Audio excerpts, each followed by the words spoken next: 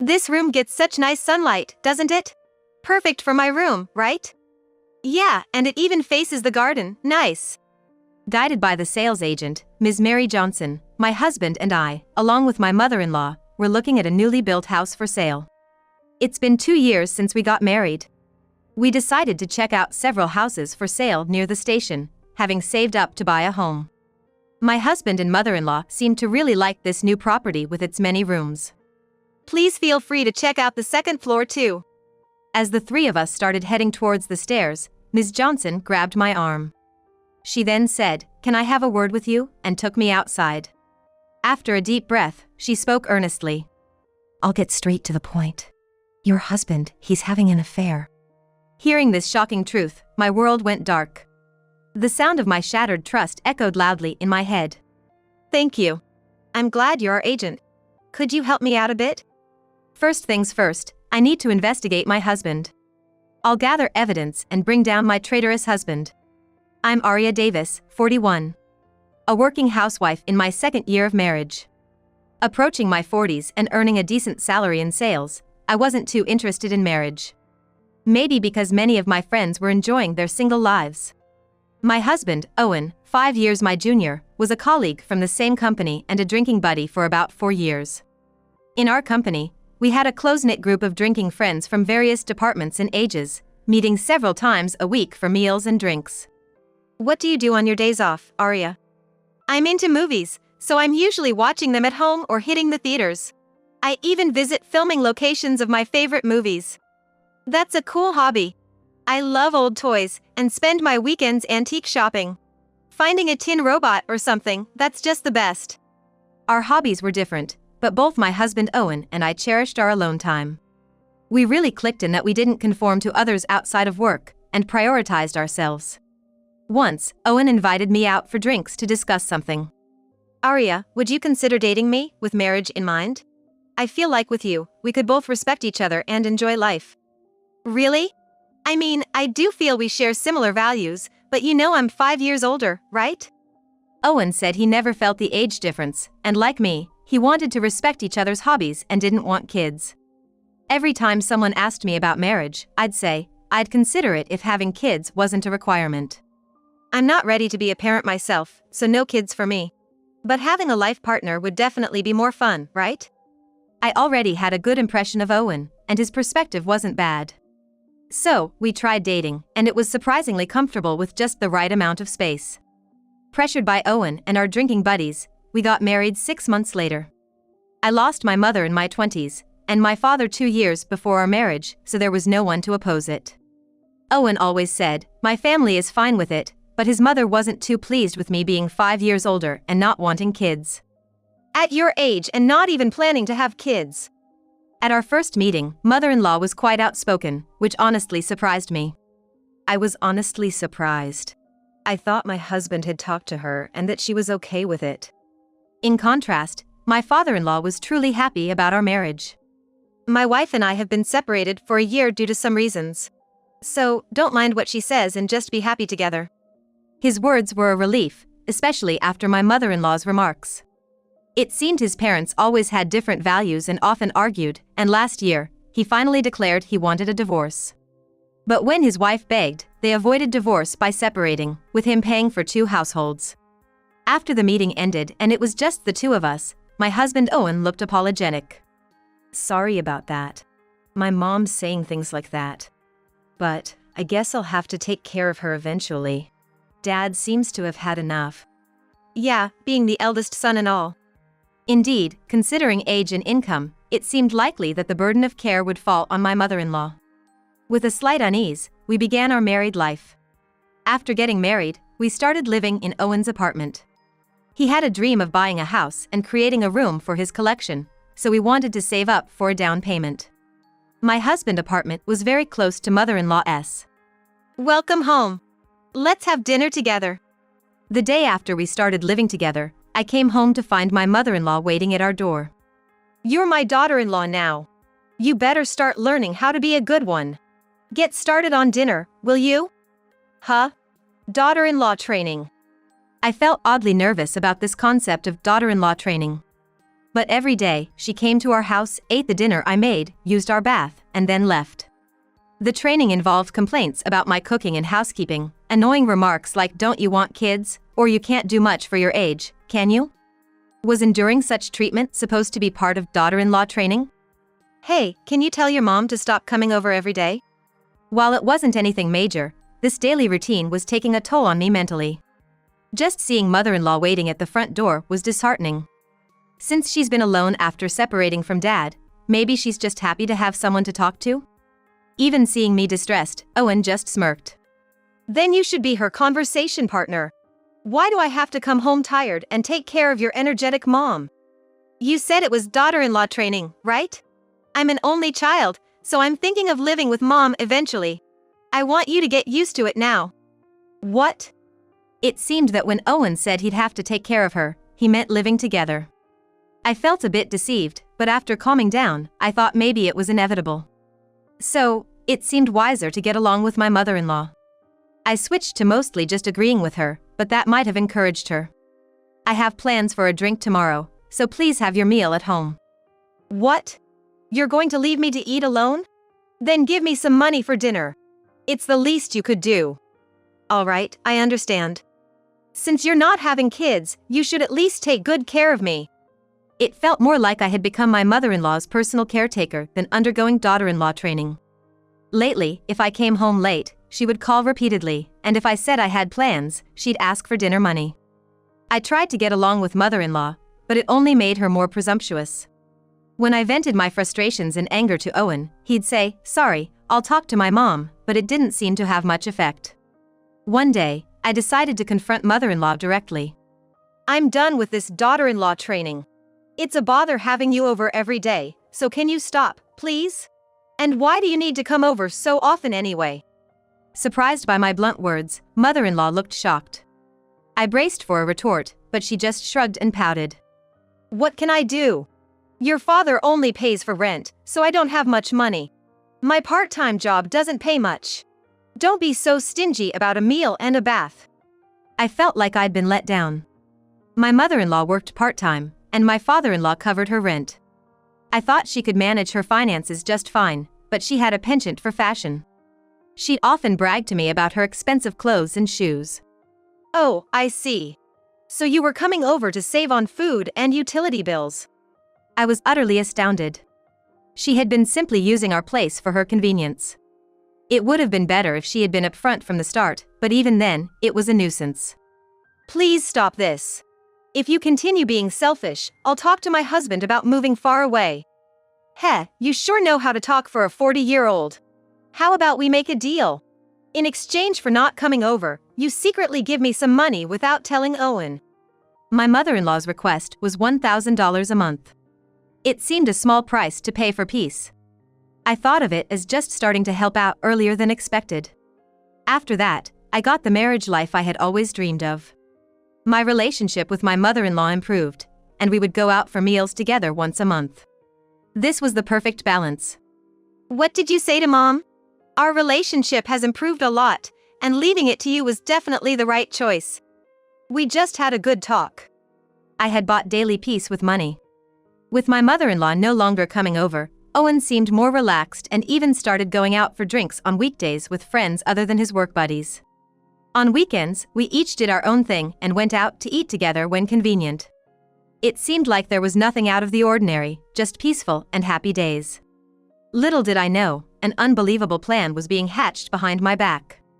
Nearly 2 years into our marriage, Owen suddenly suggested looking at houses. There were several for sale near a station 2 stops away. A friend told me about them, and they were really nice. Let's take Mom and go see them together next time. Your mom too? Yeah, there are houses with spacious layouts, and it seems we can still choose. Plus, all the houses are stylishly designed. Owen continued excitedly, apparently very taken with the idea. Indeed, the convenience was great, the houses were new and stylish, and the prices were not out of reach. I'll take out a mortgage and make the payments, so could you use what you've saved up for the down payment, Arya?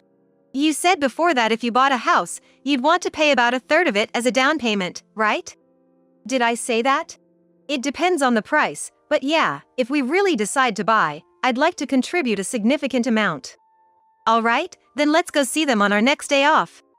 Eager to move forward, Owen called his mother right away, and we arranged to go out, all three of us, that weekend. Come to think of it, it was about 3 or 4 years ago, when Owen had just joined our circle of drinking friends. We had indeed talked about buying a home. At that time, Owen had a girlfriend he was thinking of marrying and was advised against taking out a full loan without a down payment. We got into a lively discussion about how each of us would buy a house. Yeah, I think I'd want to put down about a third of the purchase price as a down payment. Oh, but if I were living alone, maybe buying an affordable used condo outright could be an option. He remembered well something I had said casually in the moment. I never talked about my savings, but I wasn't opposed to considering it, depending on the price. If Owen was taking on the remaining payments, that might be a good idea. Anyway, touring properties sounded fun, so I was getting excited. We made a reservation online and went to the housing complex with his mother on the day. The sales agent guiding us around the venue seemed to have a moment of surprise when she saw my husband and me, her eyes widening as if she recognized us, but she quickly composed herself and greeted us. Hello, I'm Mary Johnson, your agent for today. Please let me know how I can help you. We'd like to start with houses that have more rooms. You have ones with at least 4 bedrooms, right? Yes, we do. Let's start there. Owen was particular about having more rooms because he wanted his own collection room and to have separate living spaces for his mother and us. His main concern was having an independent room on the first floor. The first property we entered, the one with the most rooms, seemed to catch both Owen's and his mother's fancy. It had an additional room following the living room, and one more separate Japanese-style room. This room gets such nice sunlight, doesn't it? Perfect for my room, right? Yeah, and it even faces the garden, nice. The garden wasn't very large, but opening the windows revealed a lawn that gave a sense of openness. Though slightly over budget, it was not a bad candidate. Please feel free to check out the second floor too. As the three of us began heading towards the stairs, Ms. Johnson took my arm. She said, "Can I talk to you for a moment?" and led me outside. Excuse me, but weren't you in the volleyball team at T Middle School, Ms. Smith? Excuse me? Yes, Smith was my maiden name. My maiden name was Martinez. Don't you remember? Wait, Mary? The small and cute Mary? The sales agent turned out to be a junior from my middle school days. We went to different high schools, so it had been a whopping 28 years since we last met. Her eyes, which crinkled when she smiled, hadn't changed, but her once skinny frame had filled out. I probably wouldn't have recognized her if she hadn't spoken to me. Above all, I was impressed by her age-appropriate composure and her professional demeanor. She took a deep breath and spoke earnestly. I'll get straight to the point. Your husband, he's having an affair. I burst out laughing at first. But she wasn't laughing, she had a serious expression on her face. It didn't seem like a joke. What do you mean?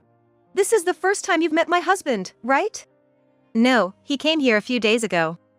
Oh, that's right, he did mention something like that.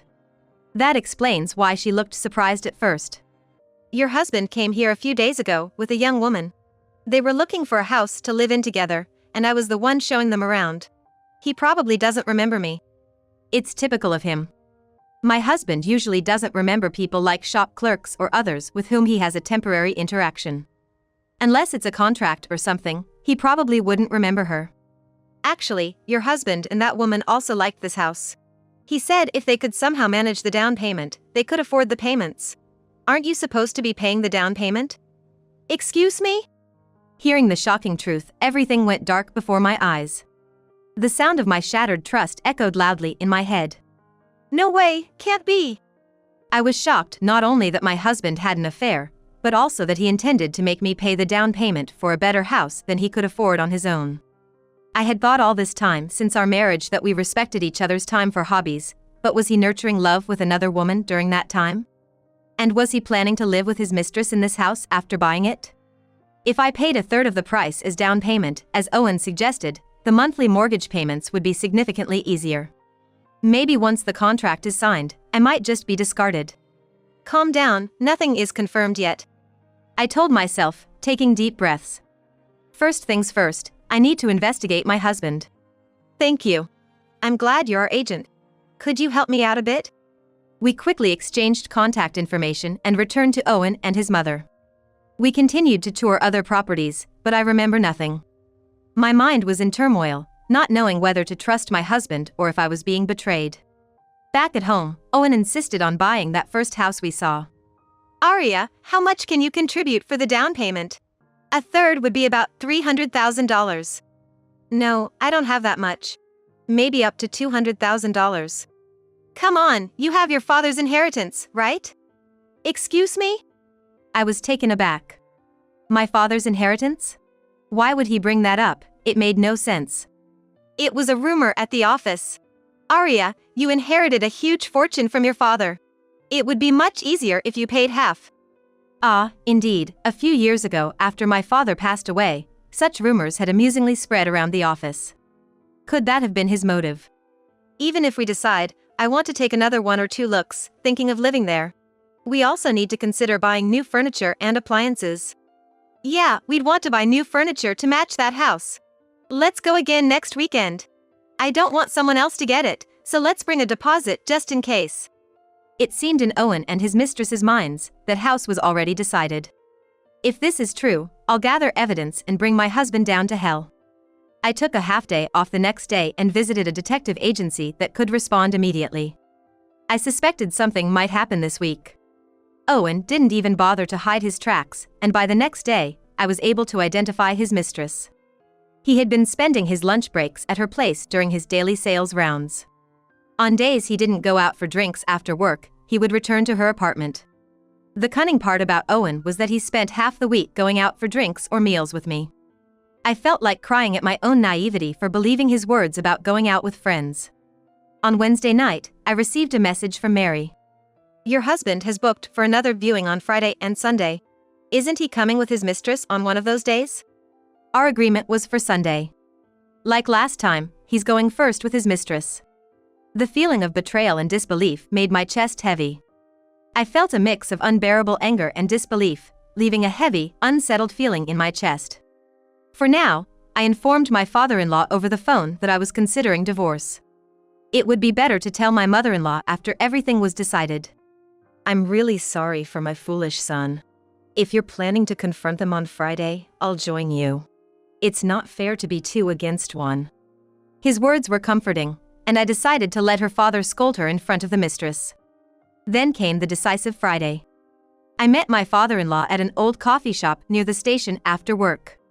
As we walked towards the housing complex, Mary called. He's arrived, but your mother-in-law is with them. My mother-in-law too? Yes, she was introduced as the lady's sister just now. I was speechless. What does this mean? Why are the 3 of them together? How long had my mother-in-law known about Owen's affair? My mind was swirling with questions.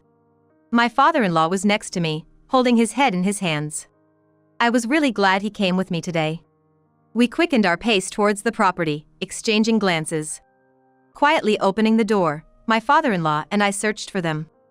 We heard their cheerful voices coming from the living room. Someday, we'll spend time here with our grandchildren. I'm looking forward to it. Those words hit me like a punch. Was the real reason Owen wanted a house with more rooms to ensure a space for children? I gathered myself and entered the living room. Though I had braced myself, seeing Owen with another woman was still a shock. Owen, what is this? Who is this woman? I couldn't hide my anger as I glared at him. Before Owen could respond, my father-in-law's angry shout filled the room. Owen! Abigail! What are you 2 planning? Who is this woman? Speak up! Owen jumped in surprise, uttering a yelp when he saw me and my father-in-law. My mother-in-law trembled, then collapsed to the floor, looking up at us. You! And Aria, why are you here? Owen must not have expected his affair to be discovered. Nor could he have imagined being confronted with both his mother-in-law and mistress present. Sorry, ma'am, I told your husband that you were here with your family. His sister, right? Mary's superb acting impressed me even in such a situation. Owen and his mother-in-law just hung their heads, saying nothing. You were planning to make me pay for this house's down payment and then discard me, weren't you? To get the house in your name and pay off the rest of the mortgage. That woman there, she's Eleanor, the one you were previously thinking of marrying, right? How do you know all this? I hired a detective agency. They recorded your unbelievable conversation with her. We should have had this conversation at home. I played the recording from a family restaurant conversation for everyone. It contained Owen's despicable words, "Sorry for making you wait 2 years. Once she pays the down payment, I'll tell her I want kids and get a divorce. She's too nice, so she'll probably step aside. I can't let go of my mom, she's my cash cow, but if she becomes too much to handle, I'll put her in a facility." Hearing this, my mother-in-law, who had been sitting on the floor, looked up. "Cash cow? Were you planning to take my part-time earnings once we lived together?" My father-in-law answered for my silent husband. "No, I was paying Owen to take care of you. If you ever ran into financial trouble, he was supposed to help out with the extra $1,000 a month I sent along with the rent." "What? I never heard of this, nor received any money. So, you were saving it for me?"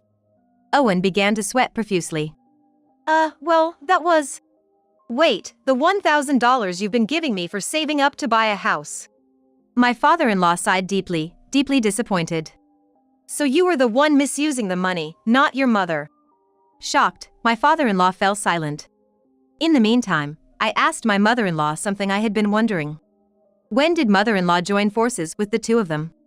Recalling the days of daughter-in-law training, it seemed unlikely she had been deceiving me from the start. "Not long ago, Owen told me to cooperate for the sake of a house and grandchildren. I'm sorry, so sorry." My mother-in-law trembled, seemingly frightened by my father-in-law's gaze. "You, Owen, have been making Arya send you money. I'm fed up with your reckless spending and lack of common sense. I won't show any more mercy. This time it's divorce for sure. Please don't leave me." My mother-in-law cried out, looking as if her lifeline had been cut. Ignoring her, my father-in-law confronted Owen. Maybe he knew something like this would happen and came with me. "You turned out to be worse than her. I'm disappointed. I'm cutting ties with you both. I want nothing more to do with you." His angry voice echoed through the new house. I almost felt sorry that our negative energy might linger in this house. "No, Dad, it's a misunderstanding." Owen tried to make excuses, but I was reaching my limit. Grateful to Mary for tactfully leaving the room, I knew I had to end this debacle quickly. "Enough. When did you start planning all this? I have plenty of evidence of your affair, so don't think you can escape." I confronted Owen. Then Eleanor, his mistress, who had been watching us with annoyance, smirked and spoke up. Just tell her. We've been using you for our happy marriage. You're single and rich, right? Since Owen gave you such a nice dream, just pay the down payment, will you?" "So, my marriage to you was part of your plan? Did you really think Owen would seriously fall for an old woman who can't even have kids? Poor you." My fists clenched. I couldn't forgive Eleanor, who was smirking as if she was watching from a higher ground. I couldn't stand being ridiculed by such a woman. "You talk about me as if I'm a loser, but are you okay? I'll be claiming alimony from you too." "What? I can't pay." "Well then, maybe your future husband Owen can." Eleanor looked at Owen in surprise. I took the opportunity to address Owen. "Owen, I'm divorcing you. I'll be claiming $100,000 in alimony from the two of you, so sadly you'll never be able to buy a house." "What? I had a fairly enjoyable marriage, but for you, it was just a waste of time and money.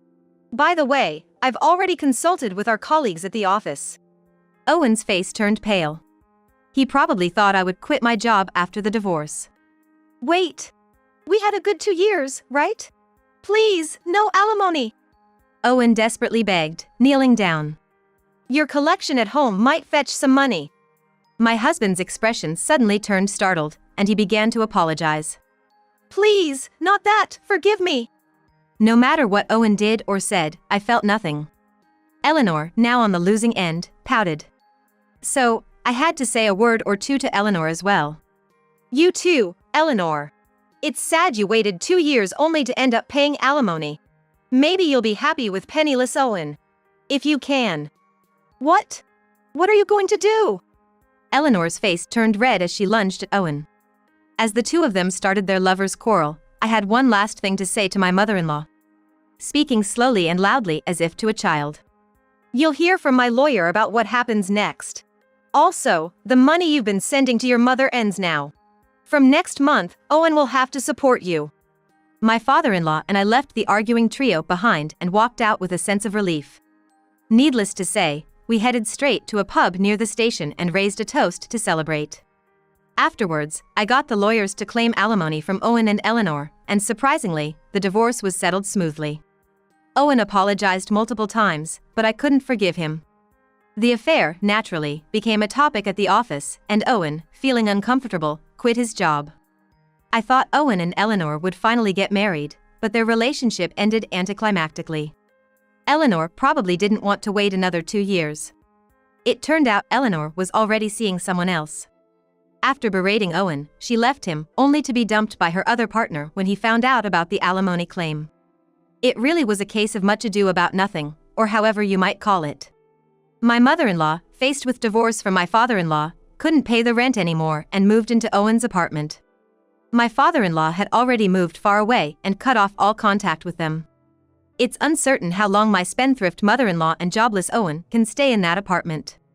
I used the alimony from both of them and my savings to buy a 2-bedroom apartment outright. Of course, a property recommended by Mary's company. With my father's modest inheritance, I can live comfortably even after retiring. For now, I'm not interested in love or marriage, but marriage wasn't as bad as I imagined. So, maybe one day I'll meet a partner who truly loves me and wants to share life with me.